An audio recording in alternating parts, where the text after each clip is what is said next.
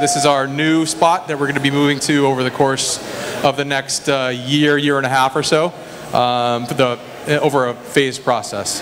Trillium started in 2013 with the intention of becoming a New England farmhouse brewery in the middle of the city of Boston. So it's taken sort of till now to start to realize those dreams. The intention was always there, at least in spirit, by the use of quite a lot of local grains. So today is sort of a long time coming for us to bring that passion and energy that was in its nascent phase when we first started to today, where Trillium has a 163-acre farm that we're in the master planning process, part of which production will include small grains. So could not have done it without the energy and passion of my partner in life and in beer, Esther. So thank you so much for all your support and everything that you do for me personally and supporting our collective dream.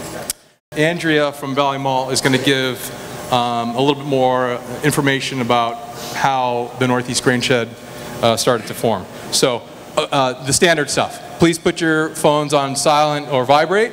If you haven't already noticed, the bathrooms are in the back corner, just through the doorway there.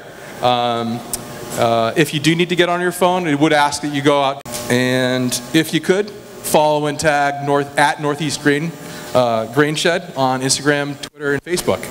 So as I said, kicking it off to Andrea, the founder of Valley Malt. She's going to give some background on how this even came to be. Thank you.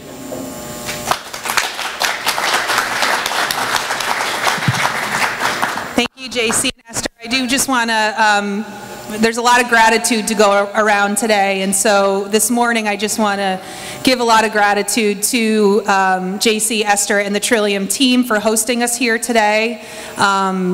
There's a lot of coordination, obviously, that goes into hosting something like this, and I think we can all recognize that it's a really beautiful space for us to be able to gather and talk about our path forward with grains. And I also want to thank Barrington Coffee for supplying all of the coffee this morning. That was a donation from them to us, to our community, and we all know how important coffee is, so thank you to all these people. So real quick, I just want to give you guys a little bit of an overview of what is forming with this Northeast Grainshed. So language is kind of important, the words that we use, and I would say that the Grainshed is kind of this idea that, similar to a watershed, you have a lot of tributaries that are flowing toward a larger body of something. And I think over the last decade and more, there are a lot of people here in this room that have really expanded those tributaries to the point where we're almost at a watershed moment or a grainshed moment, where there is so much momentum that we're going to try to be a little bit more intentional to coordinate moving forward, and hoping that that really helps to make the Northeast grains in the Northeast more abundant, more sustainable, and something that where if we have clear lines of communication, especially with consumers, we can really connect consumers to this idea of local grains being healthier for us and for our soil. And so this group of us kind of got together, started talking through email last January.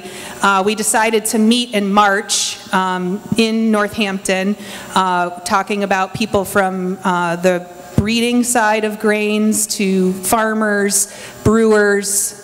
We didn't have any bakers early on in these initial discussions, but we do now.